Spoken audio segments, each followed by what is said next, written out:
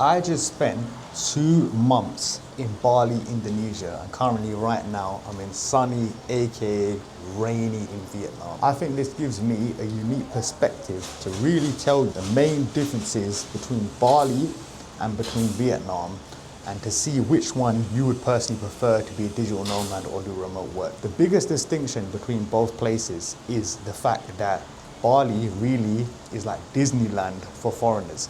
Everything is curated, everything is 100% to do with tourism. I don't know the exact percentage on the top of my head, but it's at least about 75% of the entire island's income is in tourism. And this is the entire island. Like, I drove 3 hours to go from Pererenan, close to Chiang, all the way to Ahmed. And this is the bottom right corner of the island where people go diving, people go snorkeling. I went through tons and tons and tons of villages where I saw no bules, no foreigners, nothing. But when you get to Ahmed, despite how long it took, tons of foreigners, tons of tour guides, tons of just touristy shit. And that's the problem with Bali. It's not authentic, it's not made for the Indonesians. So when you walk past any street, they'll be smiling, you know, really heavy smile. And just the contrast, the juxtaposition is when you go to Vietnam. A lot of people in Google reviews critique Vietnam, saying, oh, the place is really nice, this and that, the coffee's nice, but the actual workers were not friendly, a bit cold. Look, it's not America yet. Vietnam, they don't smile, they don't care. Vietnamese people are very authentic. It's a little bit different where I am in Da Nang because this area is extremely touristy. Can't really see much, like I'm on like a side street, but it's very, very touristy. Like there's a lot of like Korean restaurants. The difference is tourism infrastructure in Da Nang is probably about 4 years old. The tourism structure in Bali is decades old. Even the aunties, the aunties will speak to you with a high level of English, good levels of English. Not necessarily everyone in the entire island, especially where it's less touristy, but the aunties speak English. Here, even the people at my age don't really speak good English. Vietnam is a very authentic place, like especially when you go to Saigon, I just noticed that, wow, this is a real city made just for Vietnamese people. It's not touristy whatsoever. And what you'll have is you have a lot of people chilling in Vietnam. So there'll be uncles, not so much here, at least in this area. They'll be lying down on a motorbike like it's a hammock, just chilling, relaxing. There'll be a lot of like stools on the street where people are relaxing, chilling, talking the shit. These aunties will be in the park, talking to the guy who works in the park, talking with a random guy, just spending hours all day chilling, enjoying the space. So that's the biggest contrast I noticed between the West and Bali to Vietnam, is you really have a lot of people enjoying the street, enjoying the weather, enjoying life. But that's the issue, that Indonesia is very curated for a Western palate. It's fake. So a lot of the natural beauty in Canggu is gone. All the rice fields gone. And Canggu, you got to appreciate, Canggu only went from rice fields, sleepy farmer village to digital nomad hotspot in less than a decade, in about 7 years.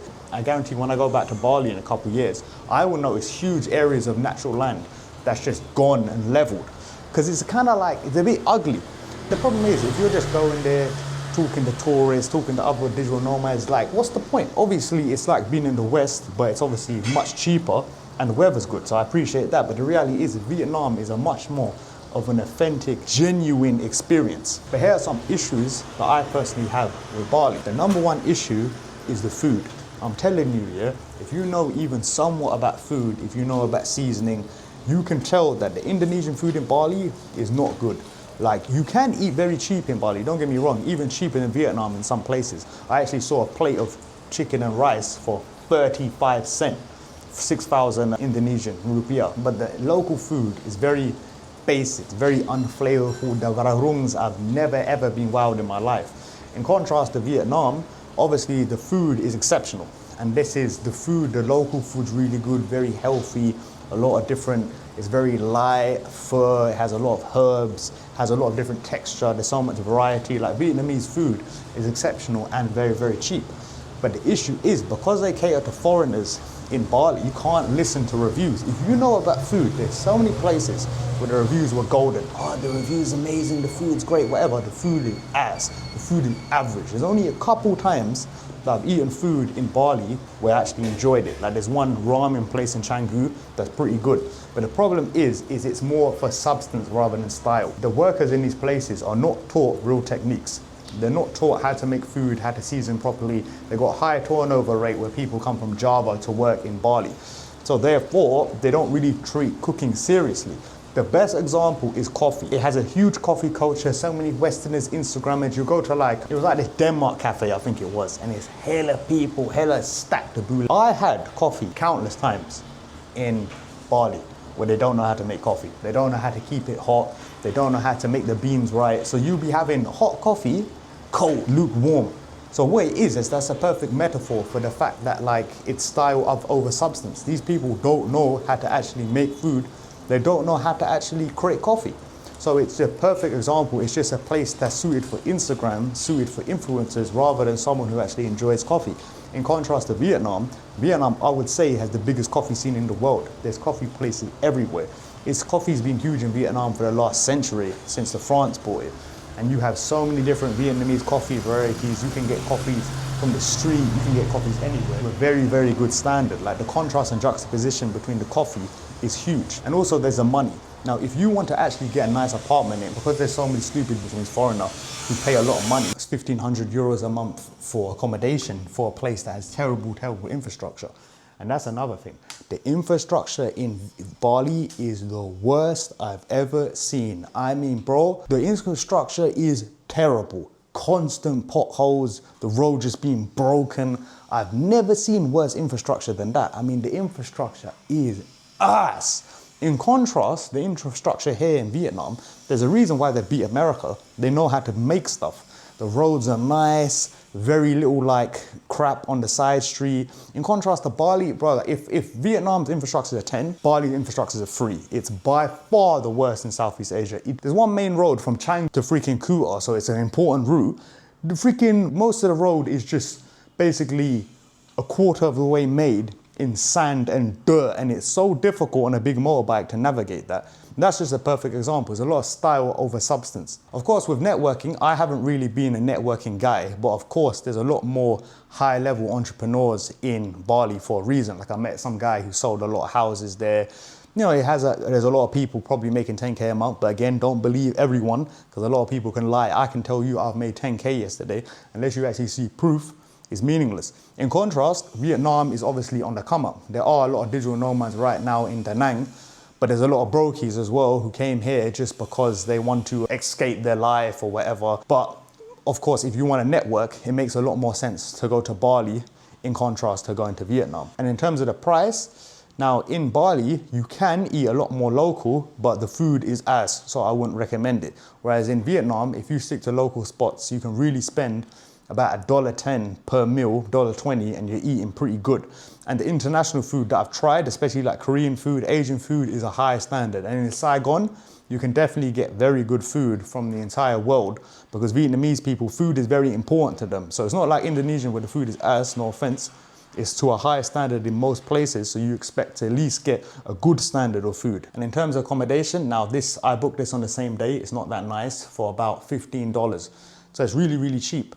But the Airbnb I'm moving to on the 9th, that is really nice, decent, 45 square meters, big windows. And I think I paid in Airbnb $16 a day. Now, I didn't really look at Airbnb in Bali, but Bali, of course, because of the foreigners, because of how many people, how densely populated it is, there's way, way, way more expensive than Vietnam by a considerable margin. Especially these guys who are spending $1,500 a month on an online apartment that isn't really worth the money. With that money, if you're spending $1,500, you might as well be in Europe, because you're gonna get mold, you're gonna get just crappy infrastructure, smells. Whereas if you go to Spain, you're gonna get at least a good apartment near the beach when it's not that touristy, not in freaking Marbella, for less than that. But big thing is the language. If you're not a language boy like me, it's obviously much, much harder to communicate with the Vietnamese people. A lot of that I enjoy because it's testing my language skills, but I barely learned Indonesian. Obviously I can say, hello, blah, blah, blah, but very basics, because there's really no need, because so many people speak very good English, the best standard of English probably aside from Malaysia. What's the point of learning Indonesian? Whereas here, really, especially when you go out to touristy areas, because in Saigon, some of the people spoke English, like the people who worked in the coffee places. But in Da Nang, more people speak English. But if you go to the country, you best believe you gotta get that Google Translate. Whereas in Bali, everywhere they speak English. So if you want a very basic, simple entry into Southeast Asia, then Bali makes sense. But the biggest issue I have with Bali that people talk about but they don't stress enough is traffic. The traffic is too goddamn much. Everywhere you're gonna get traffic. Don't listen to anyone who says traffic isn't a big issue. I'm telling you, traffic is a big issue. Even if you're going, 500 meters, you're gonna be in traffic and being stuck. You gotta learn how to go over stuff, go through cars. It's stressful. It's stressful because that little bit of friction, that little bit of annoyance in your nervous system, that's gonna be with you forever. Every single day you're gonna experience that. Don't listen to anyone who says, it's not a problem for me, they're lying. Because, okay, if you're in an area where your coffee shops, where you work, your co-working is, a couple minutes away or you can walk, that's okay. But if you were like me, who went to Bali MMA, or going to like Nirvana gym, which is a 10-minute motorbike, you have to deal with traffic. It's something that is impossible. In contrast here, there's no traffic in Da Nang. And also Thailand, there's no traffic. It's just drive easy. So that's one thing you have to, big difference, that Bali is terrible traffic. But I always say for the price, you get a lot more for your money in Vietnam because you're gonna get good Wi-Fi, you're gonna get a good standard of living, and you're not gonna get the terrible traffic like you will in Bali. But I'm currently in Da Nang, Vietnam, and I make more than $2,000 a month completely passively utilizing YouTube search. You can get my free passive income blueprint to help you out, A to Z guide, down link in the description, the pinned comment. And I also recently have launched limited consulting spots. So if you want one-to-one help, you can book it in the description as well. Please like and subscribe if you found value. My name's Dillon Nomad. It's my mission in life to make you financially free. Bye-bye.